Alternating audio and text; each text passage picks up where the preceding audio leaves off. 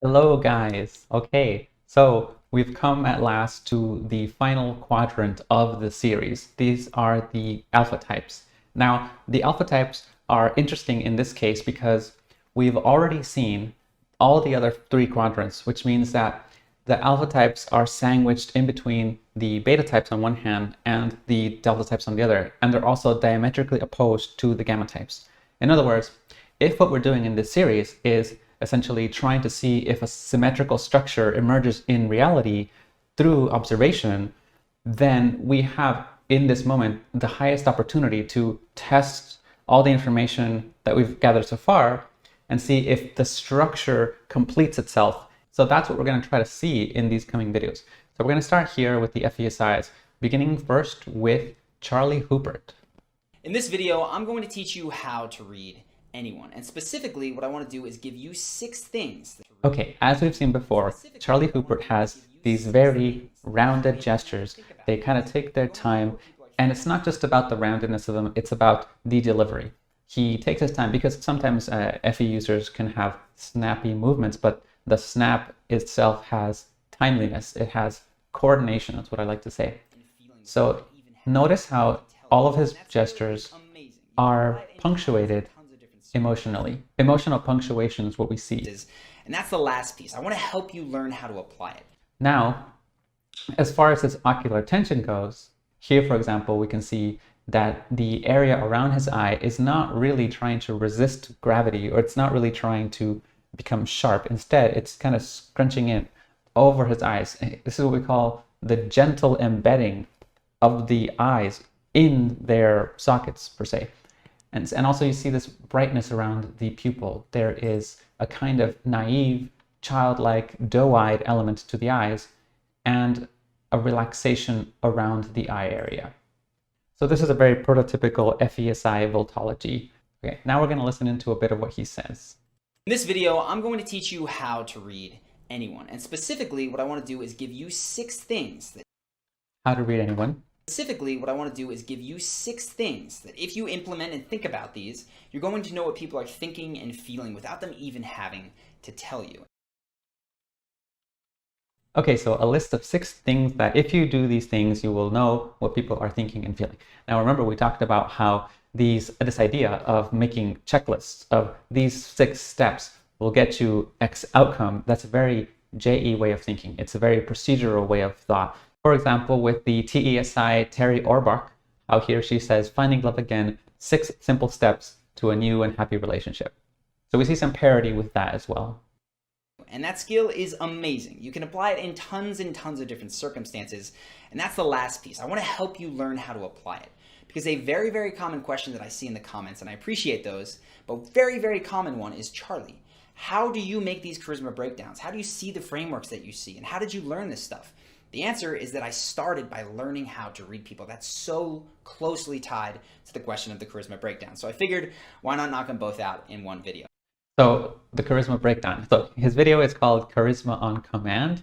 So let me add that here. And this matters because his job is essentially to teach you, to teach his audience how to be more charismatic, how to be more influential as a person. Let's go ahead and get started though. The first thing, if you're interested in learning how to read other people, is you have to get better at reading yourself. You need to develop a level of self-awareness that is far, far above most other people. But the good news is it's a very specific kind of self-awareness. That is, you have to notice when you are forming opinions about other people or when you're changing opinions about other people. Because if you think about it, there's 7 billion people in the world. So develop self-awareness of when you're forming opinions of others. Okay. And you don't have opinions on most of them, right? You don't trust them or distrust them or like them or hate them. It's just neutral to you. But at some point between seeing someone who is a stranger and then having them walk up to you, start a conversation, speaking for maybe 5 minutes, you're going to form a very strong opinion most times.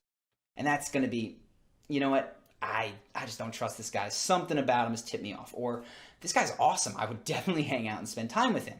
Or maybe it's, this person, wow, how sharp are they? I would love to work with them. The truth is, only a few minutes have gone by, right? You haven't seen their resume. You don't know anything about them. Everything they're saying could be true, false, or otherwise. What you're picking up on are very, very subtle cues. And So what you're picking up on is very, very subtle cues, okay? if you get good at noticing when you feel these things, you're going to get better at picking up those cues and identifying what they are. So step one, self-awareness. You need to know when you are having opinions about other people. Second piece, now we're going to bring the focus to others. We're going to start with the easiest, and that is, where is their attention, right? Attention is very typically easy to identify. Most of us can do it intuitively, but just to cover the basic things, eye contact, right? You know when someone is paying attention to you. Eye contact. Okay, now we've run to the end of this video, but he talks about other things in his channel. So here, for example, in his channel, he talks about body language tricks, controlling the frame, the 3-second trick. Watch for this. It's very much about noticing what the audience is doing and responding in a certain way to either take control, to appear charismatic, having eye contact, having the right stance, having the right posture, essentially having control of a social interaction, social dynamics. I'm going to add here body language, social dynamics, and I would actually say that his extends into pickup artistry, because part of the tricks that he's communicating here are also about how to get, say, women to like you, how to get men to like you. So let me add here pickup artistry. So let me just randomly click on a video here. Let's say this and listen in. Whether you realize it or not, negotiations are happening in your life all the time, and they have a profound effect both in your personal relationships as well as the working world, which is why in this video I want to give you a 4-step system that you can use to maximize what you... Again, steps, 4 steps, just like we saw a 6-step system. So he talks about how to negotiate for yourself, but he talks about a lot of things, and I can't add all these things in the video, but let me just grab a few more of the important ones. Another group of these are about jokes. For example, here, use this joke. And this one is called steal these jokes. And here another one, steal this joke. And now if you watch his videos more closely, you'll see that he uses jokes as one of his methods, one of his most powerful methods in order to get to be charming and likable. So I'm going to put here, using jokes to be charismatic and likable. Okay, I could go into a lot more detail here, but as we've said, this is an introductory series. So we'll go ahead and stop here for now and go on to the next type. The next type we have here is Frank Turek. We're trying to teach about 185 to 190 young kids every... Now I like this video because you can see from the torso up and you see his hands there. However, you don't get to see the best image of the eyes or the mouth tension. So here, for example, we can see that more clearly. You can see how the eyes have a very naive, bright quality to them. Look at how much of the upper eyelid is lifted off the eyes, giving them that very doe-eyed look. And the hooding of the eyes because of the orbital area being squished around them. And notice the zygomatic pull of the smile, very much going to the sides and creasing some lines here, as well as having a lack of 4-point pulling. You can see it here as well, very clear alpha type, and here as well. And he looks very much like Charlie Hooper. Notice them side by side. Him, Charlie Hooper, very similar appearance between the two. Now, as far as his dynamic signals go, you can see here, for example, the way he carries himself. Boom, boom, boom. He has his parabolic arcs to his hands, and he tries to punctuate emotionally what he's saying right there as well. He's trying to explain to you with gesticulations. Okay, so now let's listen to what he says. We're trying to teach about 185 to 190 young kids every 2 weeks. Christian worldview, apologetics, philosophy, so they're equipped to go out there and be great ambassadors for God. And so what? Teach kids Christian worldviews, apologetics, philosophy, and teach those kids to be ambassadors for God. What are the things that you've been speaking on? I speak sometimes on a book I co-wrote called I Don't Have Enough Faith to Be an Atheist. Today I'm speaking on a book called Stealing from God. I Don't Have Enough Faith to Be an Atheist, and a book called Stealing from God. Okay, so this is the book he's referring to. I Don't Have Enough Faith to Be an Atheist. And the other one is this one, Stealing from God, Why Atheists Need God to Make Their Case. Why atheists need God to make their case. Okay, so a little bit about Frank Turek. He's an American apologist, which explains book titles such as this, where he tries to argue a case for God. And he is an author, public speaker, and radio host. Apologist, author, public speaker, and radio host. Mm-hmm. So, for example, atheists will say, well, there's too much evil in the world. And then we'll ask them, well, what do you mean by evil? You can't explain evil unless you're referencing good, but good doesn't exist in an objective way unless God exists. So when atheists are claiming there's too much evil in the world, they're actually stealing from God to say he doesn't exist. So the way that I would summarize that is to say that atheists who reject God because of the world's evil require God for morality. In other words, to make that moral judgment itself requires a belief in morality, which requires a belief in God. So it's kind of a circular argument. He doesn't exist. Yeah. So they have to sit in God's lap to slap his face. So I cover issues like that. Yeah. Well, the Bible actually doesn't teach that you get your morality all from the Bible. It actually teaches, as Paul does in Romans chapter 2, he says the Gentiles are not of the law written on their hearts. So everybody knows basic right and wrong because God has written it on our hearts. So Okay. whether you're a Christian or not, whether you've ever seen a Bible or not, you still know basic right and wrong. Now, Christianity was sort of the cultural background out of which the country came. But Thomas Jefferson and his other founding fathers brilliantly started the country on the moral law consistent with Christianity. He said, we are endowed by our Creator with certain unalienable rights. Among these are life, liberty, and the pursuit of happiness. He didn't say that you got to be a particular Christian or a particular believer. He just grounded our rights in God and allowed religious diversity and freedom to worship as you wanted to, because they came from England, as you know, and that was a problem over there. They tried to force the Church of England on people. So it was a brilliant way to have God-given moral rights without religious intolerance. Yeah. Okay. Between how you know something and that something exists. Yeah. If we get our moral sentiments from some sort of evolutionary process, then they're not really objective. They're just preferences. What we're saying is, regardless of how we came to know, say, murder's wrong, murder really is wrong because there's a standard beyond humanity that's God's nature, and he has endowed us with his image, which means we have great worth, and it would be wrong to end the life of another human being made in God's image. If God doesn't exist and there is no standard beyond us, then we can't say that murder's wrong. So it's not an epistemological question, to use a fancy word, that's how you know something. yeah. It's an ontological question. Why does this thing known as righteousness exist?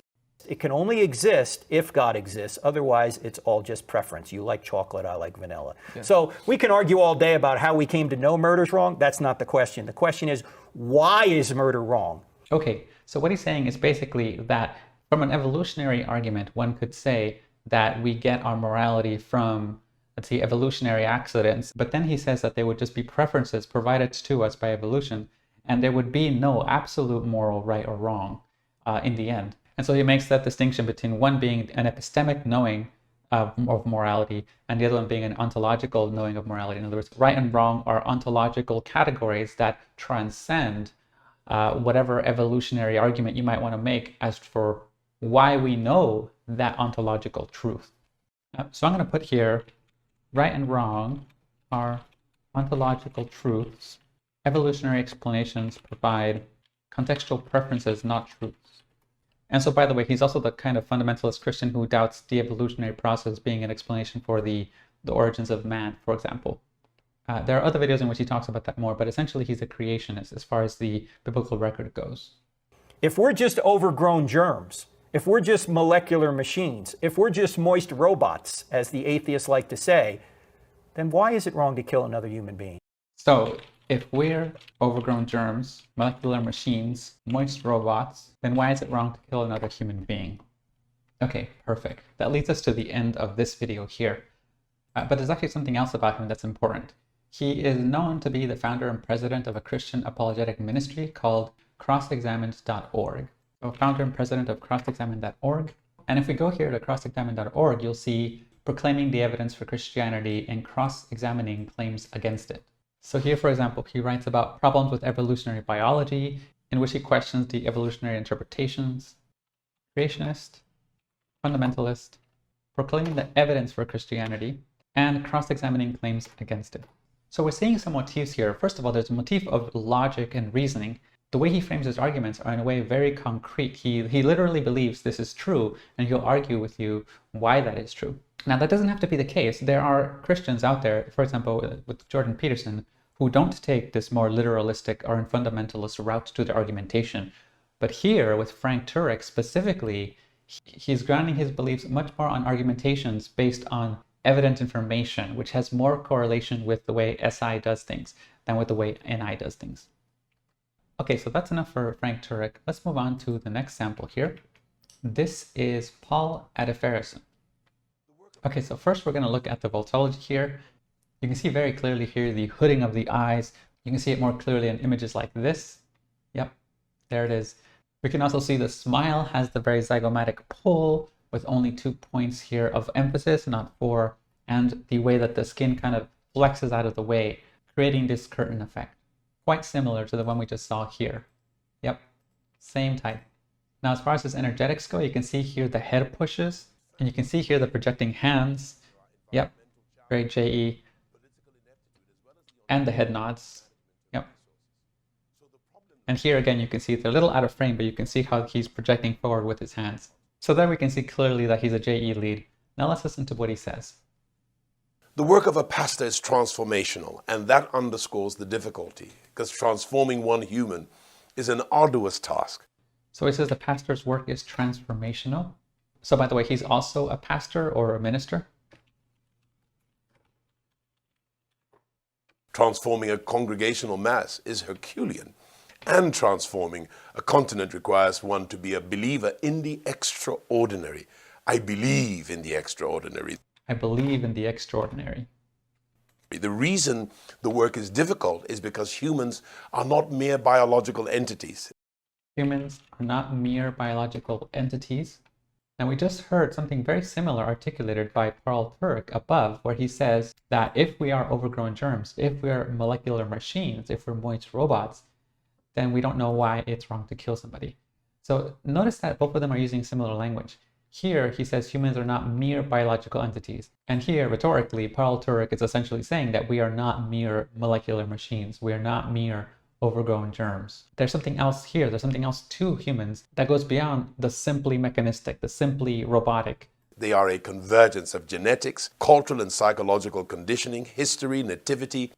So humans are a convergence of genetic and cultural and psychological conditioning, history, nativity, and emotions. And emotions. Okay. Continental transformation requires lifelong transgenerational commitment, and it requires exemplary spiritual and intellectual leadership.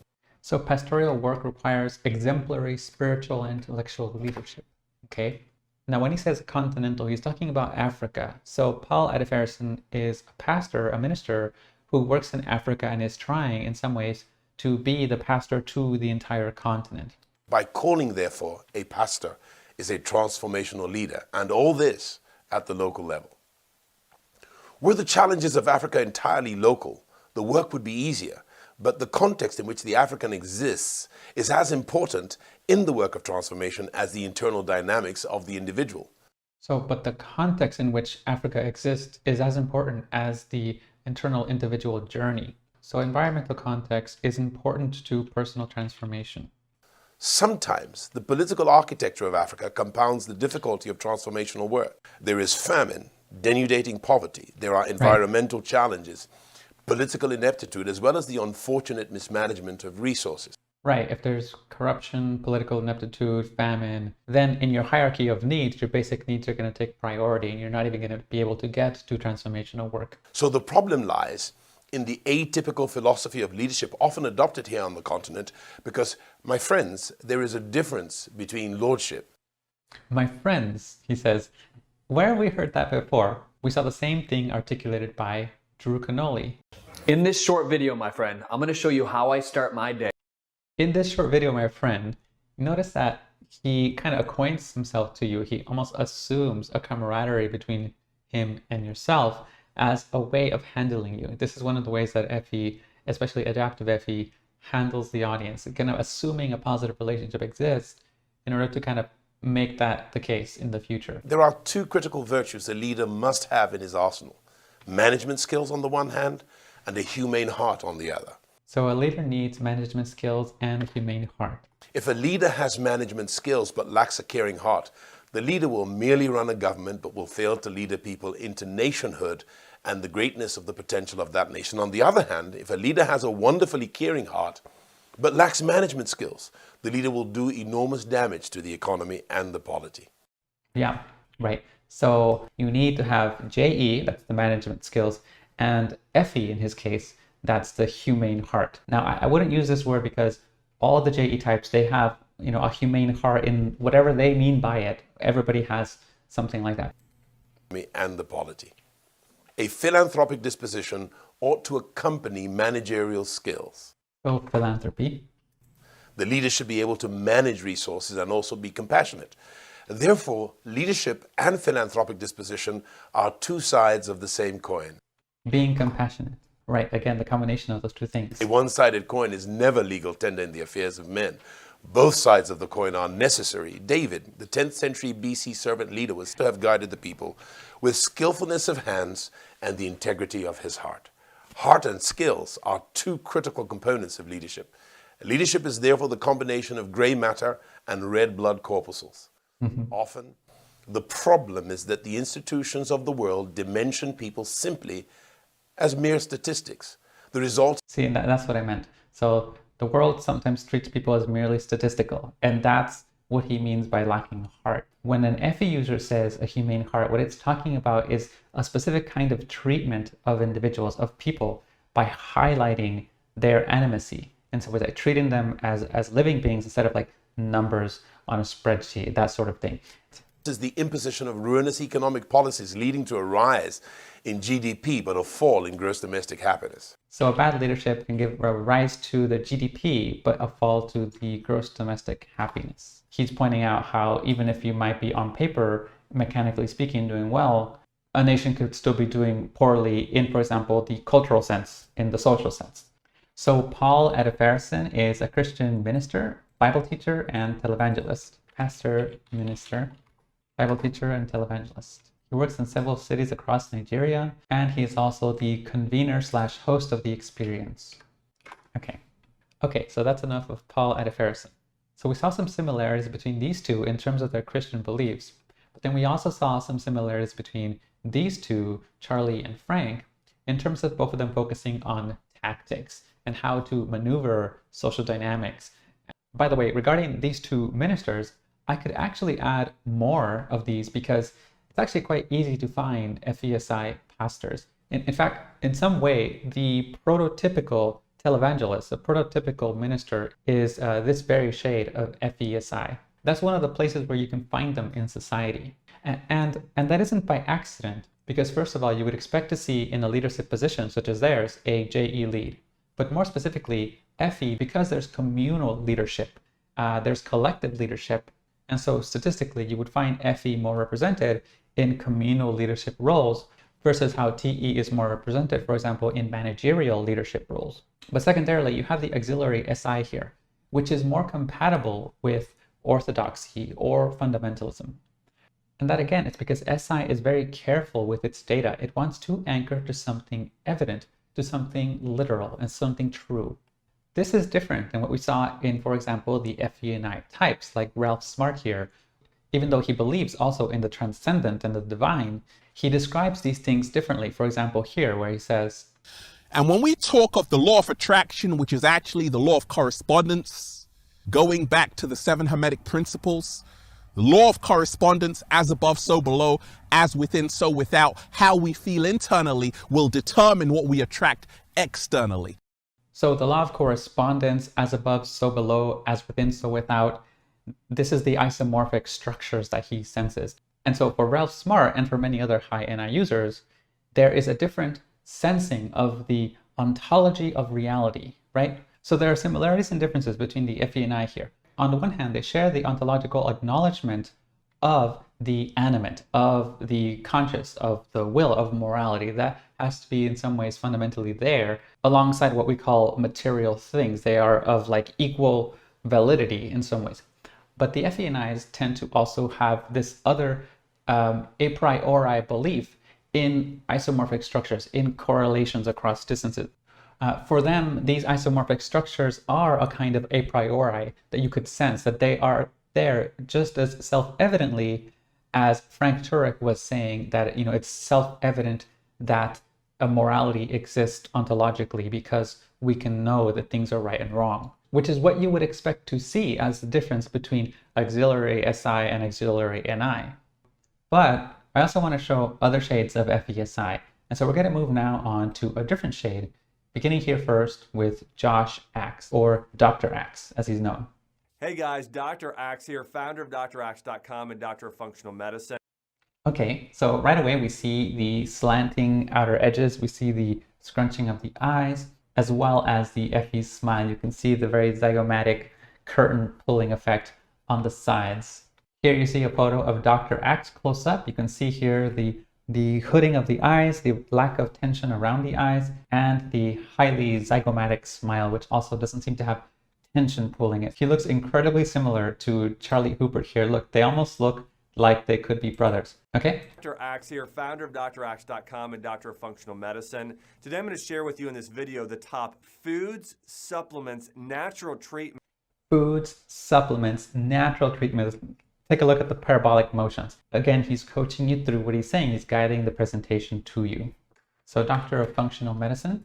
Natural treatments and essential oils in the treatment of ADHD. And so I Food, supplements, natural treatments, and essential oils.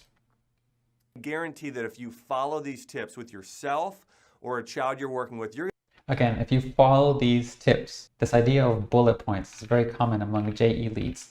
So follow these steps. You're going to notice great improvements in focus and overall reducing those ADHD-like symptoms. And the first thing I want to tell you is I was diagnosed with ADHD my entire life growing up as a child. And I can still remember today my mom going and getting me tested all the time because I had so much trouble focusing. And there are some things that I did later on in life that I really found made a major impact in my ability to focus. But I want to start off saying this.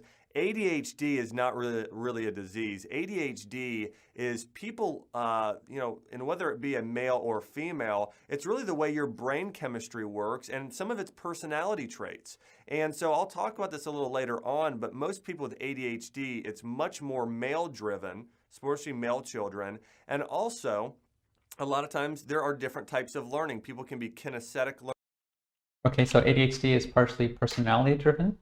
Learners or auditory learners, and so I'll talk about that as well. But there is no doubt whether it is a personality trait or a nutritional deficiency that these tips will help. So let's start off talking about an ADHD diet.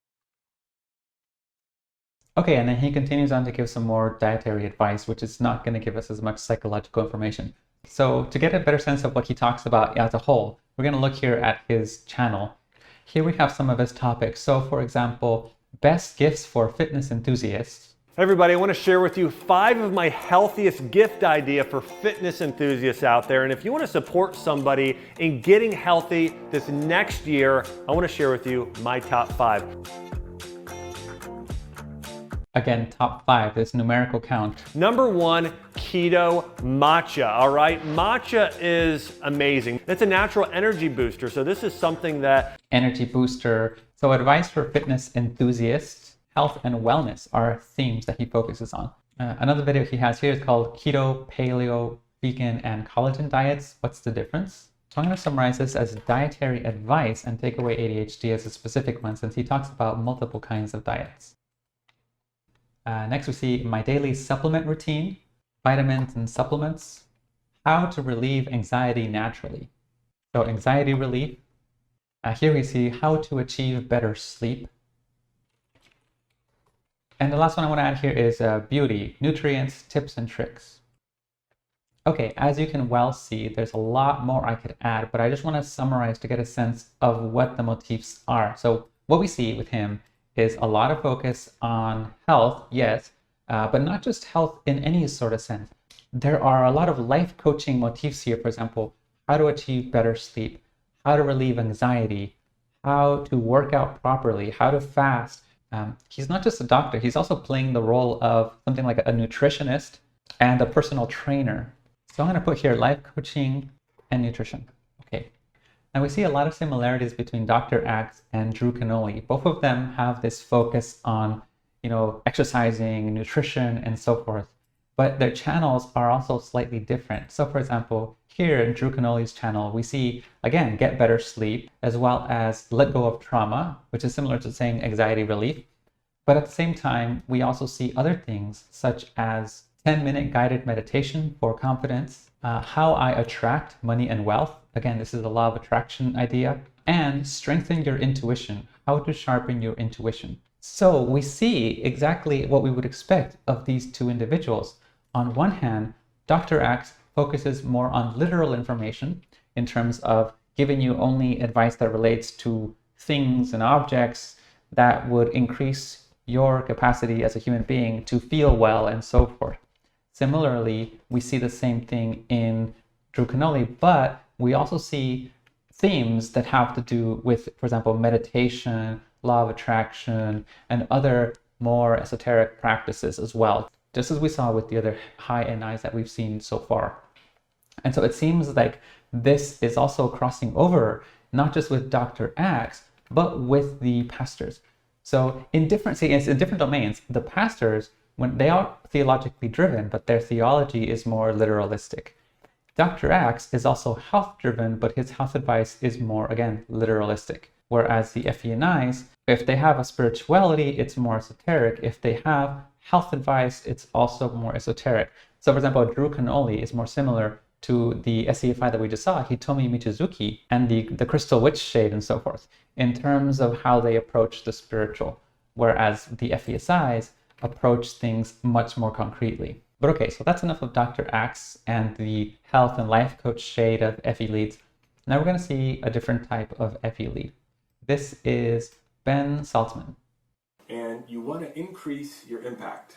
And this might be the naive eyes. You can see right away the very kind of innocent, doe-eyed look. Now let's see the hand gestures. Scale. And these are the ones that are holding you back. These are the ones that are keeping you Look at the hands. Moving forward in your Again, career. coordination. That are keeping you from landing that big job or that big promotion. The big job, big promotion. So again, we see the same voltology as the ones above. Now as for his psychology. And you want to increase your impact. And this might be the impact that you have on the people who are around you. And it may be the impact that you have on the planet. Increase your impact locally or on the planet. On a larger scale. But you're willing to do the inner work. You're willing to go beyond goal setting and coming up with strategies on how to navigate the political waters or how to do marketing or selling better. Doing the inner work, going beyond mere goal setting or just navigating the political waters. You're selling better. You're willing to move into the self-exploration. And this means you're looking at what are the hidden beliefs. So doing the inner work is part of self-exploration, okay? The hidden emotional triggers, the behavior patterns that you're running that you're unaware of. Discover your hidden beliefs, hidden behavioral patterns. And these are the ones that are holding you back. These are the ones that are keeping you from moving forward in your career, that are keeping you from landing that big job or that big promotion or creating relationships with high power, high caliber individuals that can fund your projects. Okay. So you're willing to go inside and explore these limiting beliefs and bring them out on the table for transformation, for change, for releasing and letting go. Knowing that when we do the inner work, we can shift the way that we show up. So you can show up with more power, more presence, more ease, more grace. More of yourself can come into the room. You can show up with more authentic expression, more joy, more connection. So showing up with more expression, more joy, more connection. And when you show up with those qualities, you can move a room. You have an impact on the people in your life. You can move a room. Yeah, once again, it's very FE here. Taking command of the room, having respect, having presence. Looking at Ben's other content, we see other things that he talks about, a lot of which has to do with the Enneagram. For example, here, make your life rock with the Enneagram, spiritual transformation with the Enneagram, the ins and outs of being a type 7, etc. So I'm going to add here, using the Enneagram for self-transformation. Because, for example, he says here, how to create permanent transformation with Enneagram-based shadow work.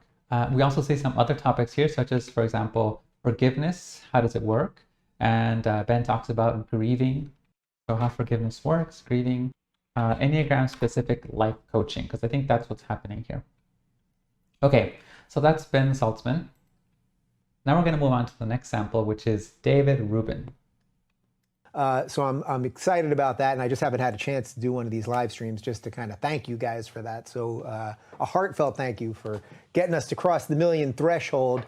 Like, you know, basically we're running out of things that are sort of just mainstream and that we all sort of coalesce around, right? So it's like, if you just think about it from a news perspective, let's say, you know, 20, 30 years ago. So we're running out of things that we all coalesce around. And one leans left, one leans right, one leans nowhere. You know which one I'm talking about. They pretend to lean nowhere, you know, it's, whatever, CNN. Point is that then YouTube came around, and there are quite literally millions and millions of people that you can get your information from, that you can... So I'm going to put here the infinite diversification of opinions. And we've really got to fight this stuff, because what's happening is the same people who will tell you that there is systemic racism, meaning that the system itself is racist, that there are racist laws, which, by the way, there are no racist laws.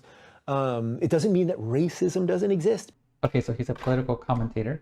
Okay, so David Rubin is an American conservative political commentator. I'm going to put conservative here. He's the creator and host of the Rubin Report, originally part of the Young Turks Network, which is a very liberal network, by the way, until he parted ways with them because of ideological differences. So David Rubin is known for having changed his mind, going from a liberal to a conservative. So I'm going to put here ex-liberal, the Rubin Report, talk show host. Okay, perfect. Now here we also have one of the things that we would expect to see in the FESI side, which is some involvement in politics. All the other JE leads had some involvement in the political sphere, and the FESI is no exception. So we're seeing a good variety of shades here. We have the political shade of FESI, we have the self-growth shade of FESI, and we have the health and fitness shade of FESI. But one thing all these shades have in common is they are all adaptive types. They all have a more agreeable temperament. They all have a more soft and compassionate disposition, a more encouraging disposition. But I want to focus now on the directive FESIs. So let's see what the FESIs look like when they're also a bit more aggressive or assertive. And we're going to start here with Simon Sinek. You put them in a good environment, and they're capable of turning their lives around and becoming remarkable members of society. In other words, it's not the person, it's the environment. Leaders are responsible for that environment. It's not the person, it's the environment. Leaders are responsible for that environment. And I think leaders forget there's not a leader on the planet that is responsible for the results. So you see that the head nod was very shaky and was very aggressive. And it has the superficial resemblance to the sassy movements of TE, but it doesn't have the sassy wobbling motions. It just has a direct left and right movement. But even so, here you can see the more aggressive and assertive element to him. He's a little bit more pushy in his head shakes, as you'll see. A leader is responsible for the people who are responsible for Again, raising his voice. For the results. Take care of that. Take care of the people, take care of the environment. Things go just fine. But they've made a choice to look after the person to the left of them and look after the person to the right of them. And we would follow them anywhere. Look after the person to the left and right of them. He's talking about leaders. Proper leaders are those that look after the people around them. And that's what leadership is. It's the responsibility to take care of the people around us, the people with whom we work. And leadership is a practice like any other. It is a skill that can be learned, and that means it requires practice. You don't just suddenly get a promotion, you're now in a management position and you're a leader. To make decisions that will impact the entire organization, you do have the ability. So he says that a promotion to management does not equal a leadership ability. Just because you've been promoted as a manager doesn't give you the skills of being a good leader. To make decisions that will impact the life of another human being, how they feel about their own jobs, how well their responsibility goes, how easily they can get work done, how supported they feel, if they make a mistake. Do they feel that they can turn to you and ask you for help? Being a good friend, means that our friends can rely on us, they can trust us. Yeah, so being a good friend, someone reliable and trustworthy. Now, notice how this is similar to what we saw up above when it came to Paul Ediferson, where he says that leaders need to, number one, have management skills, and number two, have a humane heart. That's similar in a different language to what Simon Sinek is saying when he says that promotion to management does not automatically give you leadership ability. The dichotomy here being Just because you can get the job done, like in the logistical sense, in the mechanistic sense, doesn't mean that you have a caring nature, that you have the capacity to be a good friend, be reliable, be trustworthy. That's a kind of a different skill set that needs to be acquired on top of knowing how to run things in an objective sense. At the end of the day, becoming a leader is about a transition. And everybody has to go through it if you want to become a leader. And as an aside, I will say, leadership is like parenting in the sense that everybody has the capacity to be a parent. Right. That doesn't mean everybody wants to be a parent. It doesn't mean everybody should be a leader. Right. And the reason is it comes with massive, massive responsibility. So leadership is massive responsibility, okay? But if someone chooses, you see that what I call the accusational pushes, they're almost like telling you what to do. Now, if you remember, that directiveness that we see here in Simon Sinek is very similar to the one we see in Mandy Patinkin here in the FE&I samples. Let's play it again here. You know, I know, and every one of your listeners know that being kind to humanity is the moral right thing to do. That it makes us feel good and the world feel good. So you can see the pushiness there in his voice. Now that same pushiness can be seen here in Simon Sinek.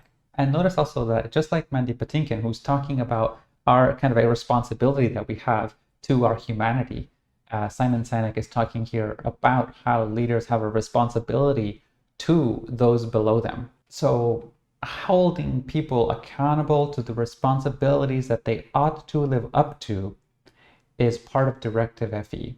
So accountability to those beneath you.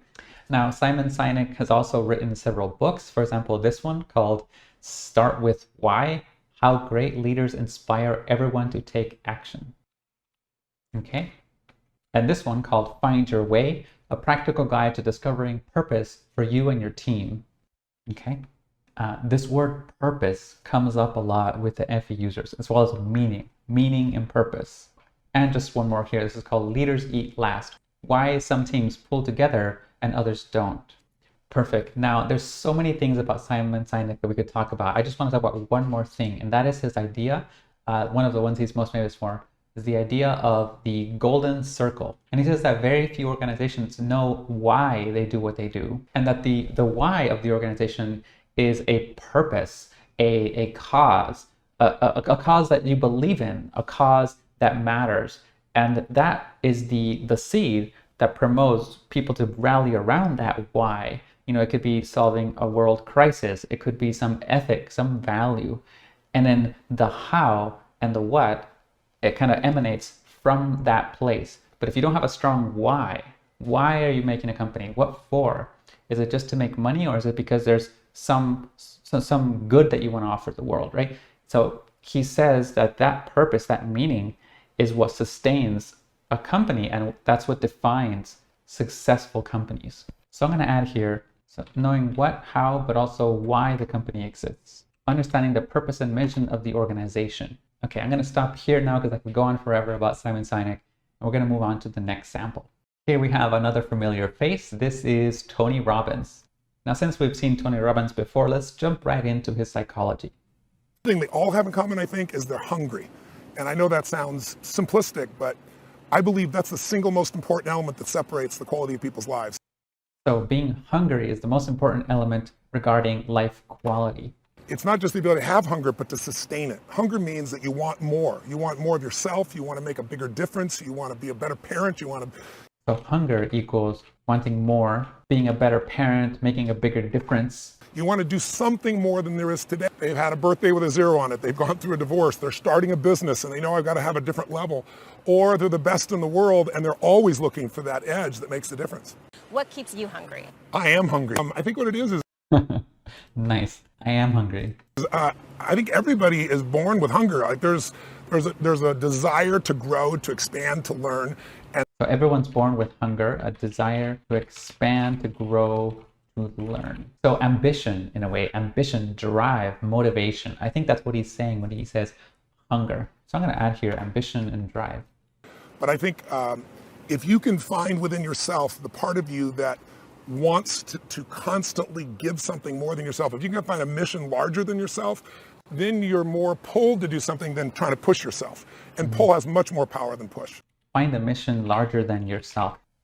See, that's very similar to what we just saw with Simon Sinek about understanding the why of the company and also organizing people around that mission. I always say motive does matter. That if your motive is to serve something greater, there is an energy that comes up inside of you. If your goal is to serve something greater, then energy comes up inside you. You get that energy from inside yourself. Most major corporations are now saying, what do we do about the top line? How do we really grow revenues and sales? And so I built something called Coaching in the Cloud, which we've done for some of the most successful companies in the world. And what it does is it comes in and it revamps the sales process. You think about it, in the 1990s, you had all these companies that were re-engineering and they said, look, we're going to go virtual and save the real estate. So he's a businessman and he's also a consultant for investors. Okay.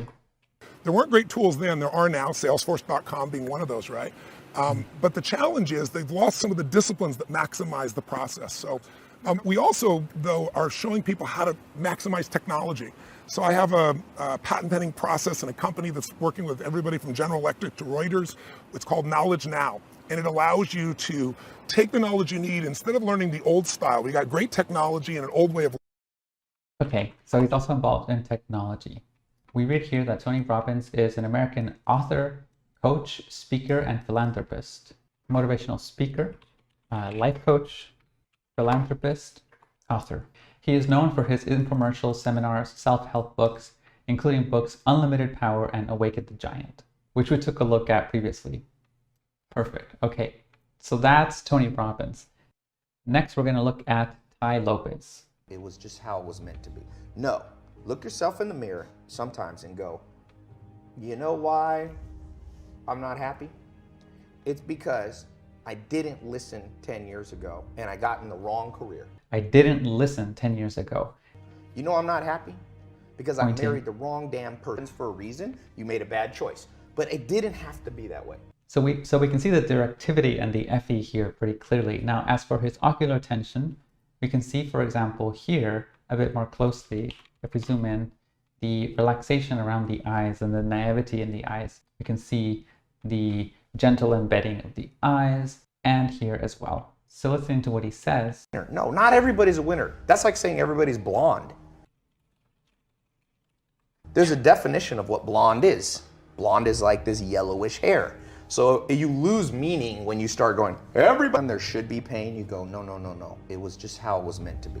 No, look yourself in the mirror sometimes and go, you know why I'm not happy? It's because I didn't listen 10 years ago and I got in the wrong career. Acknowledging when you did something wrong. You know I'm not happy? Because I married the wrong damn person for a reason. You made a bad choice. But it didn't have to be that way. And the second you build up pain.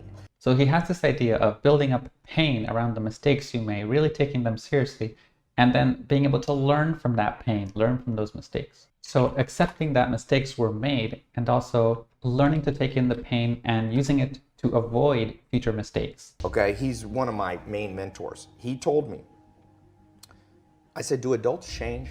Like, we do all this self-help videos and podcasts. I said, am I wasting my time? He goes, yeah, kind of. I said, why? He said, well, after 25, it's very hard to teach old dogs new tricks. By the way, that's why but I have good news for you, Ty. I said, what? He said, adults learn through massive trauma. So you will learn. You have to let in some trauma into your life. So adults learn from massive trauma. You have to let in some trauma into your life. Notice that there's a focus on transformation in Tai Lopez, right? Changing. Can adults change? We saw it in Simon Sinek when he said that you have to go through a transformation once you get promoted to a leadership position. We saw it in Ben Saltzman when he talks about using, for example, the Enneagram to change yourself, to overcome obstacles. And we see it in Charlie Hooper, where he talks about changing your comportment, literally changing yourself at the fundamental level of how you walk, how you talk, how you hold eye contact. Everything about this type is focusing on change, changing and adapting and adjusting yourself. But since that can be challenging for people to do, then it takes a level of pain. You have to be comfortable with pain. You have to be willing in order to really transform into what you need to be. And that's rough, but no pain, no gain. No pain, no gain. Right. Now, as far as books go, Tai Lopez has known to say that he reads a book every day. Now, he's qualified that later to mean that he just reads a little bit out of a book every day. But he has also written a book himself. Here, for example, Tai Lopez, the 67 Steps to Success. And as we've said before, there's this kind of step-by-step focus with the JE leads and reading a book a day. Tai Lopez is an American entrepreneur, investor, motivational speaker, and online personality. Entrepreneur, investor, motivational speaker, online personality. Tai has pervaded the internet with ideas and philosophies in achieving a good life. Achieving the good life. Okay, that's enough for Tai Lopez. Now we could continue going with the FESI males because there's more of them, but I think we have a pretty good handle on them now. So we saw the adaptive FESI males and the directive FESI males. Now we're going to see what those look like in the female form. Starting with the adaptive samples, I'm beginning here first with Heidi Klum. Being in the industry that I'm in, First, let's take a look at her ocular tension and her mouth tension. We can see here, for example, in this photo, which is a high resolution photo, they are softly kept within their sockets because there's no resisting force pushing away. And here you can see the smile is also symmetrical, pushed off zygomatically mainly, and it creates these curtain creases as it moves on. And it has 2 points, not 4 points of pulling. And now you can see here, she has these head pushes right there. It shakes. And her hands there, as you can see, they're kind of low, but they're still gesticulating forward with the head, nods and pushes. So that shows us the JE lead. So she's a JE lead alpha, which would be an FESI. Now, listening into what she says. Continue to support the charity. Well, I mean, being in the industry that I'm in, I've met so many people that I've loved, you know, that have passed away. The industry that she's in is fashion and modeling. So Heidi is a German-American model, television host, producer, and businesswoman. All these three being highly correlated to JE, by the way. She's appeared on the cover of Sports Illustrated and was the first German model to become a Victoria's Secret angel. So she's also into fashion. Okay, let's continue. This is the 9th year that AMFAR is doing this here in Los Angeles, and this event alone here has raised over $13 million. So they're still trying to, you know, raise a whole bunch of money in order to find a cure so that all the doctors can go back to their stations and work really hard on hopefully finding a cure one day. There's so many people still affected, you know, with HIV and AIDS. Right now she's at an AIDS research fundraiser, as you can see here from the back. And she comes to these events as part of her philanthropic work. So I'm going to put here philanthropy. Okay. When we did Project Runway, it was just in America with designers from here. And because Amazon is online, we will now go into over 200 countries. So I would love to have designers from around the world, make it a global thing. And what I think is important, what we've never had before, to support the designers in terms of that they actually get to sell their clothes that they're designing on the show. So she wants to help support the designers so that they can sell their clothes that they do on their shows. So we saw some philanthropy there, some desire to help to make the world better, as we saw with the ones above.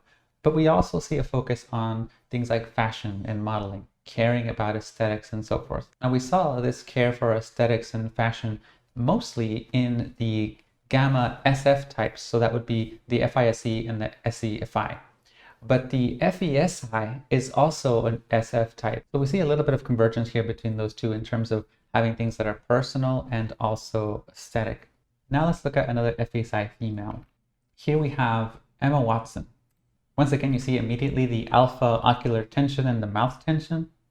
Here, for example, we see the ocular tension around the eyes is gentle. It's not very taut. It's not very sharp. And we see how the mouth not only spreads out mostly to the sides, but it creases as it spreads out in a way that's just focused on 2 points rather than 4.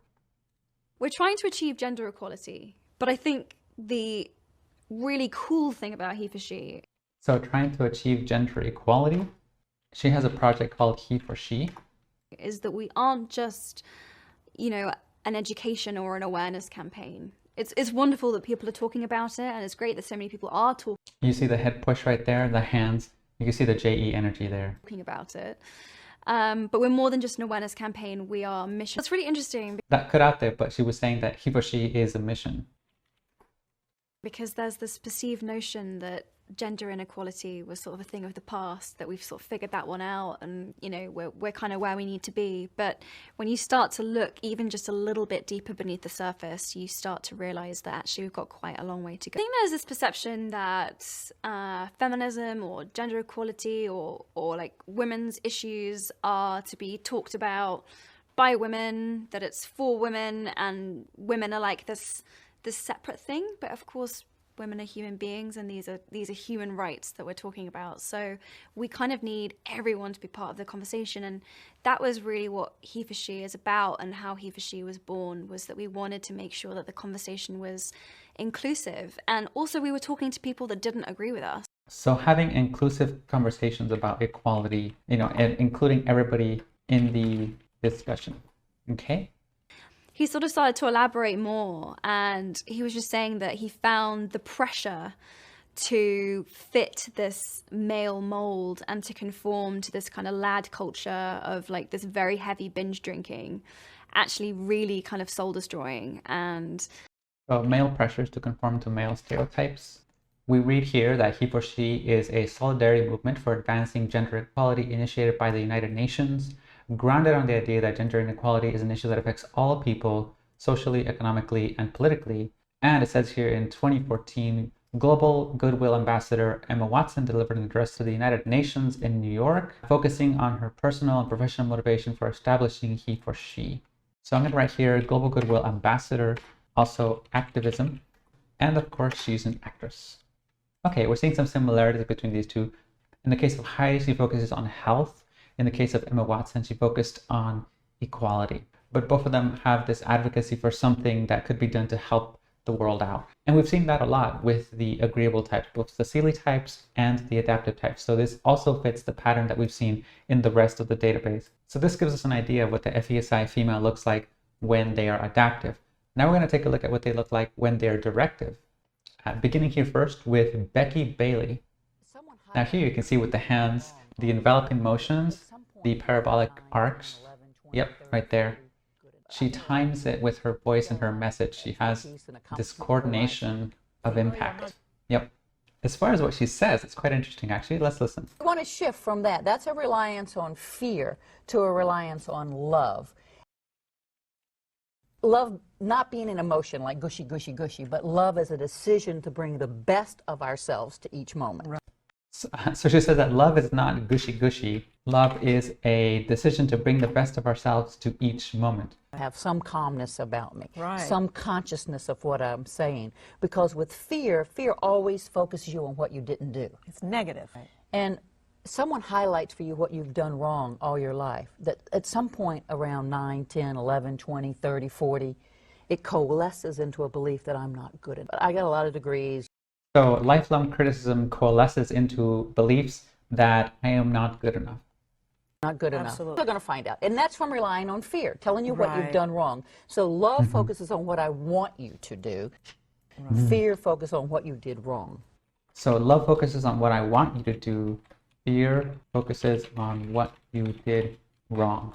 So you want to encourage people by telling them what you'd like them to do rather than shame them for what they did wrong. Okay, now this is interesting because we see similarities but also differences to what we saw earlier with Tai Lopez. So Tai Lopez also focuses on things that we do wrong, right? But in his case, his advice was more like acknowledge your problems, acknowledge that, yeah, and let yourself feel the pain, revel in the pain, and let yourself learn from that pain, a bit more harsh. But both of them could be a strategy. So we're just seeing different approaches that FE can take in how it might manage social dynamics, how it might manage, to say, parenting or education or what have you. But the focus is the same. How are we going to navigate social dynamics to get the most optimal outcome?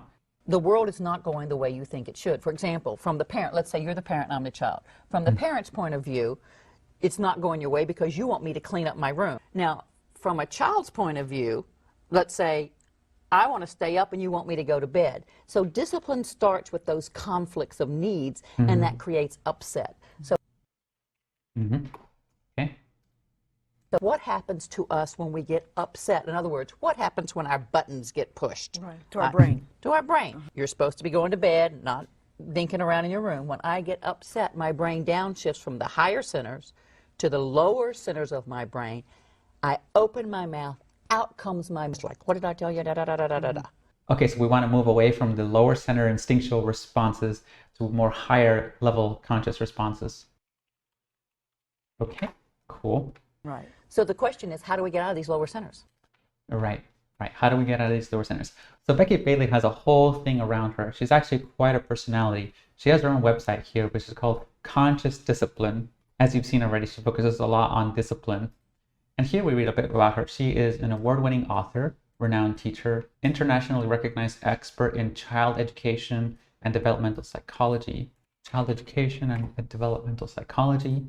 She actually has a book called Conscious Discipline, Building Resilient Classrooms.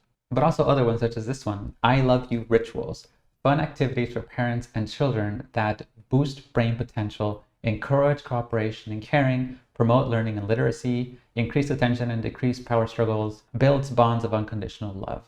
Now you can see the FE motifs very clearly in this whole thing. You see this boosting brain potential has parity with what we've seen of the FE elites wanting to kind of life hack themselves into optimization, becoming more of your potential. We saw that in Tony Robbins with this book, Unlimited Power, for example. And then there's this aspect of caring. We see the word care a lot with the FE elites.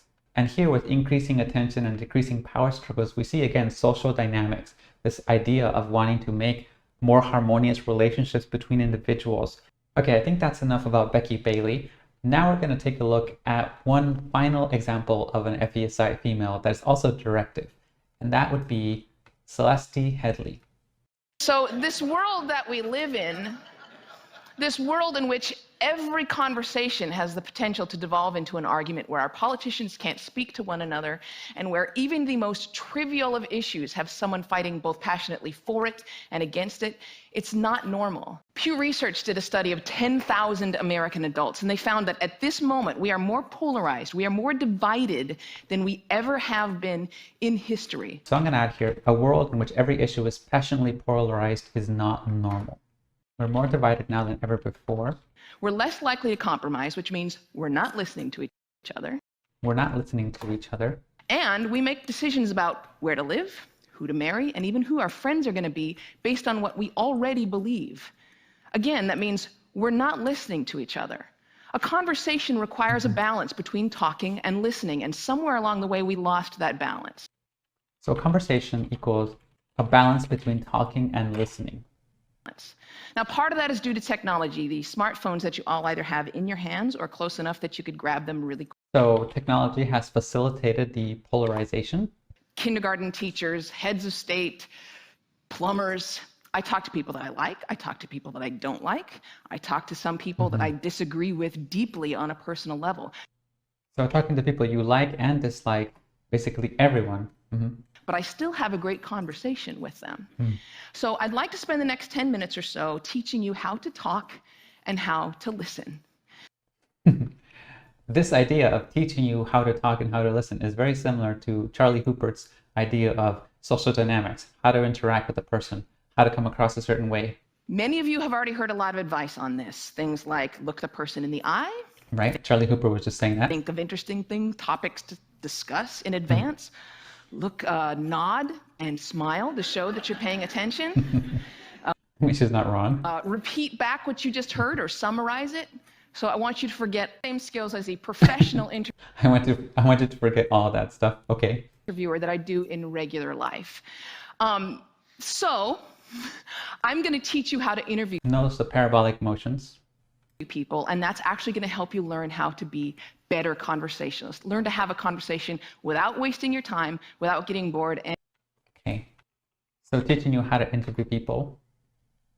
We've all had really great conversations. We've had them before. We know what it's like. The kind of conversation where you walk away feeling engaged and inspired. So having engaging and inspiring conversations, that's her goal. Or where you feel like you've made a real connection or you've been perfectly understood. There is no reason why most of your interactions can't be like that. So I have 10 basic rules. I'm going to walk you through all of them, but honestly, if you just choose one of them. Again, the numerical count, 10 basic rules. Okay. And master it, you're already going to enjoy better conversations. Number one, don't multitask. And I don't mean just set down your cell phone or your tablet or your car keys or whatever's in your hand. Okay, that's the end of that video, but I really encourage you to watch the whole TED Talk. It's really valuable as a case study for an FESI female explaining social dynamics. It's very interesting. So we read that Celeste is an American radio journalist, author, public speaker, and co-host of the weekly series Retro Report on PBS. Radio journalist, public speaker, author, co-host of the Retro Report. And she is the author of one of her best books, which is called We Need to Talk: How to Have Conversations That Matter. Okay, there we go. Okay, so I'm going to stop right here with Celeste. So we've reached the end of our FESI samples. Now, what is it that we saw here? So what we saw is, as we would expect, a focus on social dynamics, a focus on how to come across a certain way, how to hold yourself, eye contact, the things you say, how you respond in discussions, rhetoric, but also more deeply than that, guidance, using yourself as a shepherder, as a motivational force, in the case of Paul Adefarasin, to lead a congregation, to guide even a continent. Now, on the more directive side of things, we see a lot of things that have to do with owning up to the responsibility that you have, this need to find a mission that is larger than yourself, to make yourself subservient to a goal that has a higher purpose. And then with Tai Lopez, what we see is this focus on no pain, no gain, the harsh truths of reality, needing to accept the fact that in order to change in some of the ways that you need to change, it's going to be painful. You need to have some fortitude and some capacity to accept some harsh trauma, a little bit of trauma, in order to make you into a better person. And with Celeste, we also saw this idea of communication, which is also part of social dynamics. And that brings me to a broader motif that permeates the FESI type. And that has to do with negotiation, or meeting people where they are, compromising, coming to an agreement, having a kind of give and take between you and your interlocutor.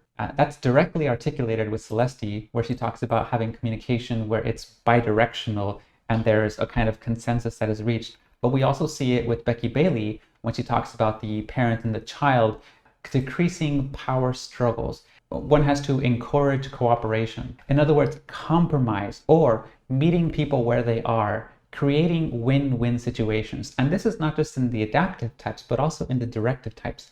So the FESI type is very, what I would call, diplomatic. And by diplomatic, I mean wanting for the collective to have agreement, wanting the collective to have a kind of consensus where they see your perspective, you see their perspective, and there's triangulation of perspective. That's kind of the ideal place to be. And so also understanding the other party is very important. We see it also here in Emma Watson, where she says she wants to include everyone in the discussion. And this has to do with the fact that there's a combination here between the FE function and the SI-NE oscillation. The FE function, as we've said before, is collective in focus. But because in alpha types, FE is also paired with NE and SI, what happens is NE is aware of the plurality of perspectives that are out there, and they're all valid, kind of valid different ways of seeing things, and other people have valid alternative ways of seeing things. And so the solution to social dynamics, in which it's implicitly understood that there are diverse points of view, none of which can necessarily be called the best, the solution, the social dynamic solution, often is one of finding diplomatic solutions that fit everyone's interest. So that's what we see with the FESI types. Okay, so that concludes our initial first look at the FESI type, both in the male and female form, adaptive and directive form. Now we're going to take a look at another type.